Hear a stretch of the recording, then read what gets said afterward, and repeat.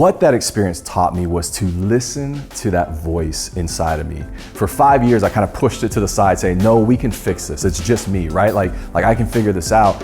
And I finally got to the point where I said, I'm not the crazy one. I'm gonna listen to this voice.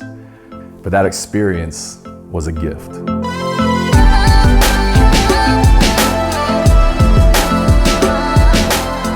So I've never really talked about my career before dentistry very much. And I think some of that was because it was a pretty hard left turn and a lot of people don't understand it all the time. I think the other reason was because of the experience that we had.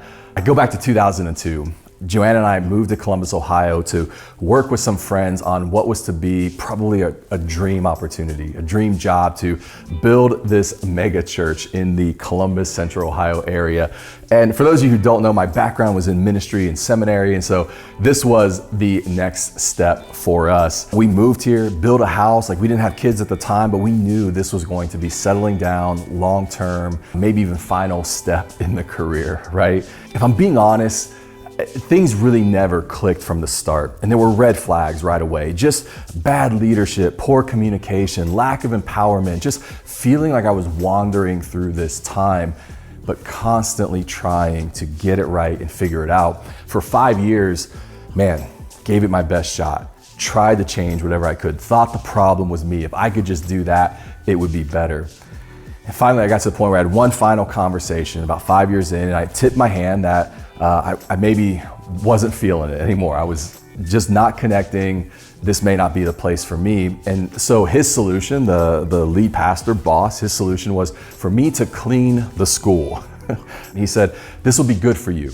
A good opportunity to just be by yourself, do some manual work, just, suffering's good. And while I thought about it for a long time, I came to this place where I said no. And I decided to walk away and to leave. What that experience taught me was to listen to that voice inside of me. For 5 years, I kind of pushed it to the side saying, no, we can fix this. It's just me, right? Like I can figure this out. And I finally got to the point where I said, I'm not the crazy one. I'm gonna listen to this voice. And a couple years later, what was interesting is all of a sudden stories of alcoholism come out, stories of affairs and abuse. The whole thing actually blows up in a fist fight with the lead pastor and a neighbor in the parking lot.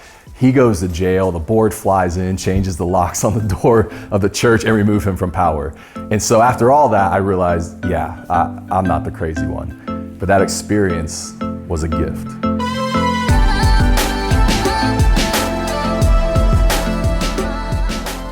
Psychology professor and expert Dan McAdams has this theory of narrative identity. And he says when we are born, we are all given gifts and traits, personalities, talents into our lives. As we get older into our childhood, we then develop a sense of agency, of creating goals and things we want to accomplish and mission and vision. And then late into our teens, we become aware of this sense of authorship, of now there's a story, and there's a narrative, and it has meaning into our lives. And so we're all born as actors. We begin to develop this sense of agency through our life, but eventually we all become the authors. And so we are the stories that we have created. It's a powerful concept, right? I would guess most of us probably live as agents. Like we have goals, we have things we want to accomplish, we want to be productive, which is why this whole productivity journal thing is so big. I mean, we're buying a book with paper pages, but what we're really buying is agency. It's productivity, it's vision, it's goals for our lives. I would also guess that most of us probably don't live with a sense of authorship. We see story as something that's out there, it's controlled by someone or something else, and we never really control it. We're just a product of what happens. We're at the mercy of it, and then later, after the fact, we can ascribe meaning or narrative to it.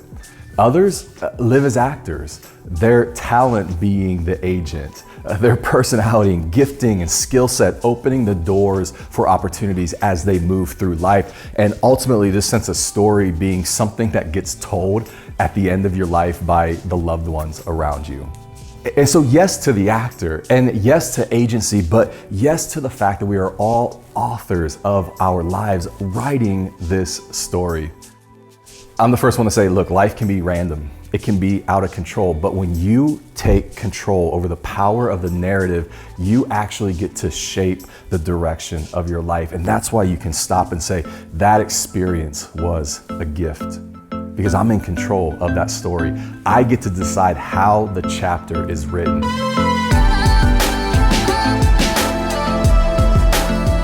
Have you ever realized that many times when we start to tell these stories, they begin with ever since? Ever since I left the church, ever since dad died, ever since I started my own business, ever since I graduated school, ever since the babies. That word, those words together become almost like a milestone, a marker, a sign that says, hey, a story is starting here. And we begin to interpret it. The question is, who's writing that story? Is it you? And so the crazy thing about 2020 is we all have this first time ever global shared experience in what is COVID-19. Already right now, people are saying ever since COVID. I mean, your friends are doing it, like you're hearing it, you're doing it. Ever since COVID, what? Fill in the blank. Ever since COVID, when I had to shut my business down. Ever since COVID, when we lost mom. Ever since COVID, when the PPP ran out. Ever since COVID, when I decided I was done with that relationship. Here's the thing that we know in 2020, as we get towards the end of this year, we know we will all look back on this time and we will mark it as a sign, as a mile marker on our journey in our lives. And we will say, ever since COVID, what? You get to control that conversation. You get to fill in the blank right now. Ever since COVID, what? You are the author of that story.